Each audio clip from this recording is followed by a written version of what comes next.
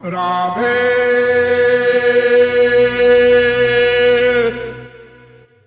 हरि तो बने का साथी गोविंद राधे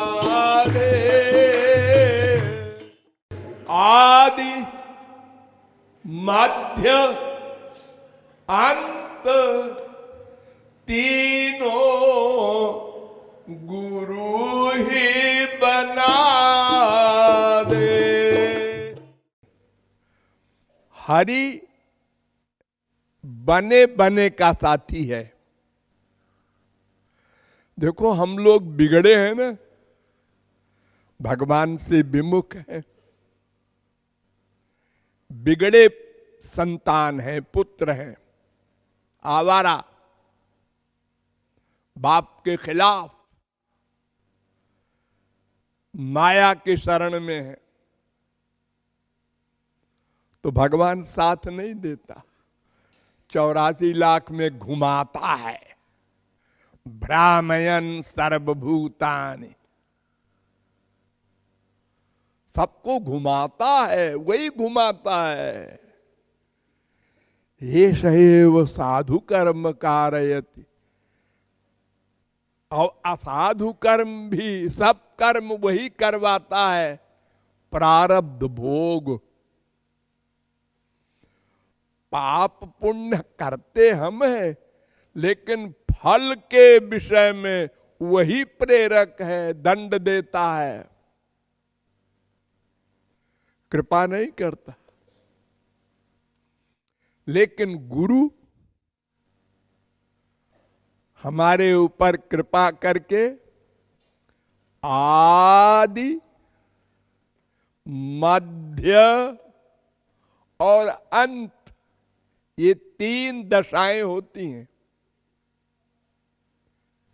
तीनों को बना देता है।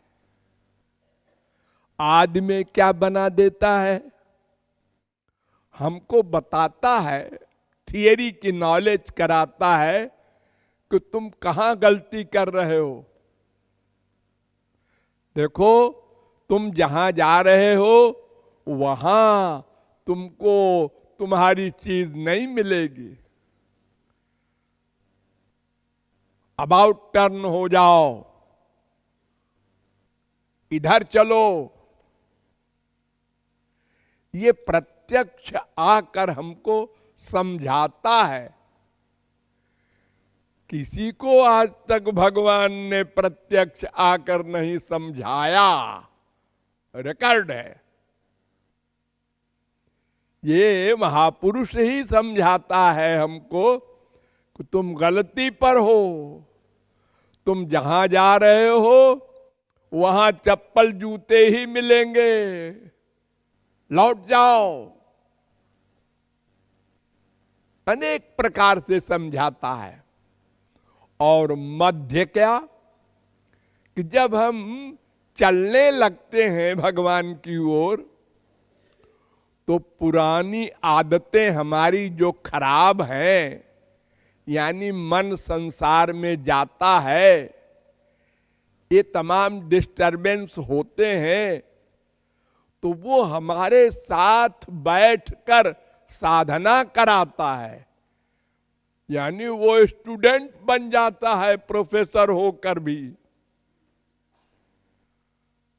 हमारा मध्य भी बना देता है। देखो ऐसे बैठो और रूप ध्यान करो,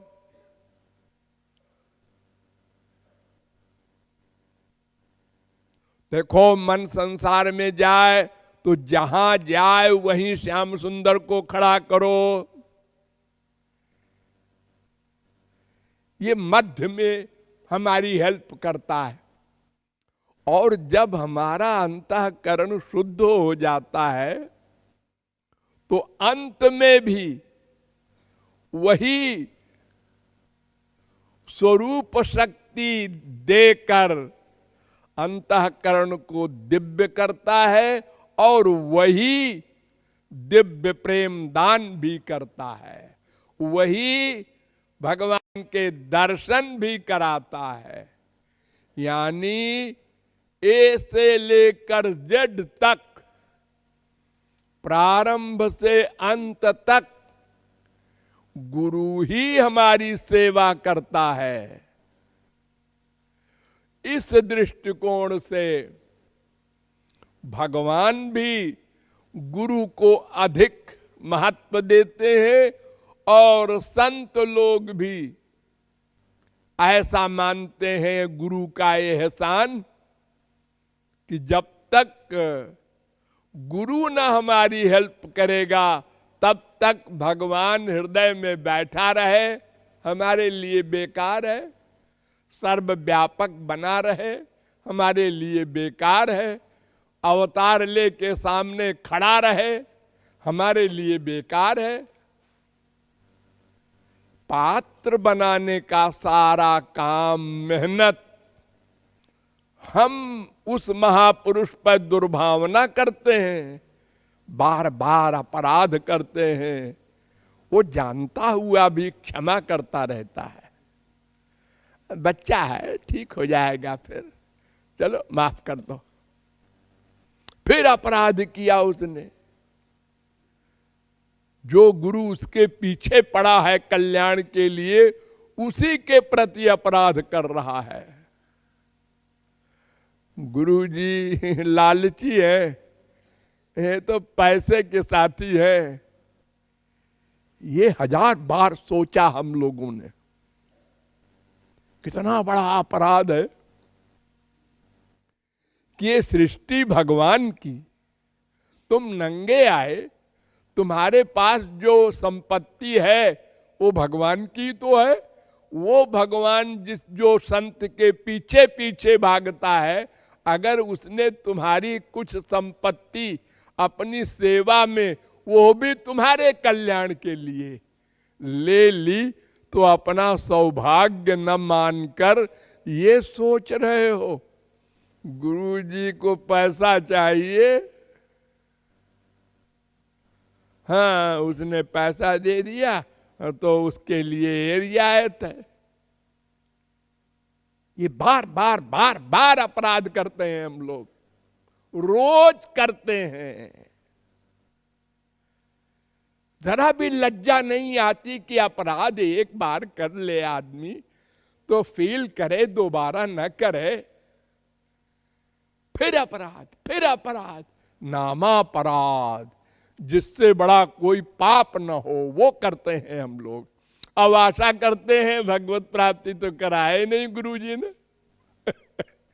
अरे जो गुरु जी तुम्हारा इतना अपमान सह रहे हैं, उनके प्रति तुम अभी शरणागत भी नहीं हुए। तुमको जिस दिन ये फीलिंग होगी, अरे हमसे कुछ मांगा उसने, जिसके पीछे पीछे भगवान चलते हैं, हमसे मांगा, दरिद्री से, कितने भाग्य हैं हमारे। जिस दिन ये सोचेंगे हम, समझ लो अब गुरु की शरणागति प्रारंभ हुई। लेकिन हम लोग कुत्ते की पूंछ है, पूंछ दबाए रहो तो सीधी है, छोड़ दो हो गई वैसे, 1 सेकंड में वहीं के वहीं पहुंच जाते हैं हम लोग। अपना सुधार करते ही नहीं, फिर भी वो पीछे पड़ा है। एक पंडित लोग कथानक कहते हैं कि एक महात्मा गंगा जी के किनारे बैठे थे, तो एक बिच्छू गंगा जी में गिर गया कहीं से। वो बेचारा तड़प रहा था पानी से, तो उसने उठा के बाहर कर दिया, तो बिच्छू ने डंक मार दिया। फिर बिच्छू चला पानी में और फिर परेशान हुआ, तो फिर उसको उठा के बाहर कर दिया, फिर उसने डंक मार दिया। संत कहता है हम अपना काम नहीं छोड़ेंगे, तुम अपना काम मत छोड़ो। ऐसे संत लोग पीछे पड़ते हैं हमारे, तब हम थोड़ा सा मुड़ते हैं।